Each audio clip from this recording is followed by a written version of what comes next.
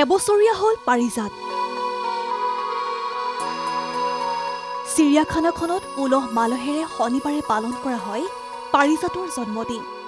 চিৰিয়াখানাৰ সকলো কৰ্মচাৰীয়ে কেক কাটি উদযাপন কৰিলে পাৰিজাতৰ উপজা দিনটো। এই বিশেষ দিনটোত পাৰিজাতলৈ আগবঢ়োৱা হ'ল ফল-মূলৰ উপহাৰ। হয়, আজি পাৰিজাতৰ নামৰ জিৰাফৰ আজি এবছৰ পূৰ হ'ল। আজি এবছৰ পূৰ্ণ হোৱাৰ লগে লগে আমি বাৰ্থডে পাতিলোঁ, কেক চেক কাটিলোঁ গোটেইবিলাকে লগ লাগি। খুব ভাল লাগিছে। আজি আমাৰ চিৰিয়াখানাৰ গোটেইখিনি মানুহে সাংঘাতিক উৎফুল্লিত পাৰিজাতৰ মানে বাৰ্থডে উপলক্ষে। পাৰিজাতৰ নামটো মুখ্যমন্ত্ৰীয়ে ৰাখিছিলে। 2023 চনৰ আজিৰ দিনটোতে অসম ৰাজ্যিক চিৰিয়াখানাৰ প্ৰজনন কেন্দ্ৰত জন্ম হৈছিল এই জিৰাফৰ পোৱালিটোৰ। মুখ্যমন্ত্ৰী ডক্টৰ হিমন্ত বিশ্ব শৰ্মাই জিৰাফৰ পোৱালিটোৰ নাম ৰাখিছিল পাৰিজাত। এটা দশকৰ পিছত চিৰিয়াখানালৈ আহিল এটি নতুন আলহী। 7 নৱেম্বৰত চিৰিয়াখানাখনৰ গড় প্ৰজনন কেন্দ্ৰত জন্ম হ'ল এটি গড়ৰ পোৱালি। গাঁওবুঢ়া আৰু পৰিণামৰ গড় দুটাই জন্ম দিলে গড়ৰ পোৱালিটো। কিন্তু অসম ৰাজ্যিক চিৰিয়াখানাৰ গড় প্ৰজনন কেন্দ্ৰত জন্ম হোৱা এই নৱজাত গড়টোৰ নামকৰণৰ ক্ষেত্ৰত সৃষ্টি হৈছে জটিলতাৰ। নৱজাত গড়টোৰ এতিয়ালৈ নাম ঠিৰাং হোৱা নাই যদিও বহুতেই আগবঢ়াইছে বহু নাম।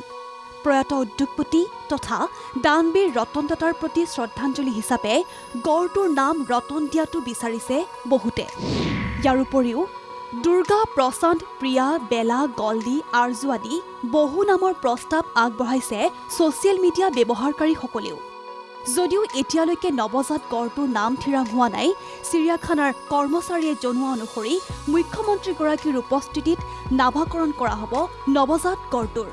এইটো যোৱা 7 তাৰিখ ছট পূজাৰ দিনা ৰাতি 9টামান বজাত পৰিণামৰ গড়জনীয়ে এটা মানে মাইকী পোৱালি গড়ৰ জন্ম দিছে।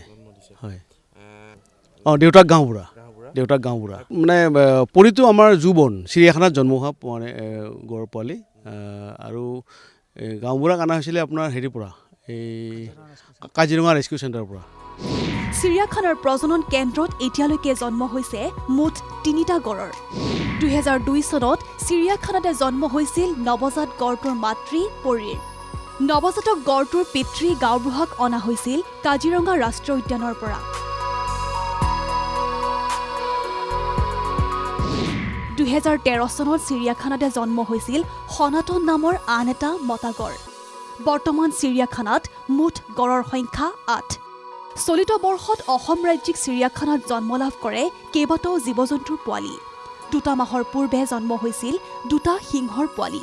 এই বছৰতে চিৰিয়াখানাত জন্ম হ'ল সেন্দুৰীয়া বান্দৰ আৰু লতা মেকুৰীৰ পোৱালিও। ভিডিঅ' জাৰ্নেলিষ্ট সঞ্জয় ৰয়ৰ সহযোগত সুকন্যা ৰাজখোৱাৰ ৰিপৰ্ট NKTV+।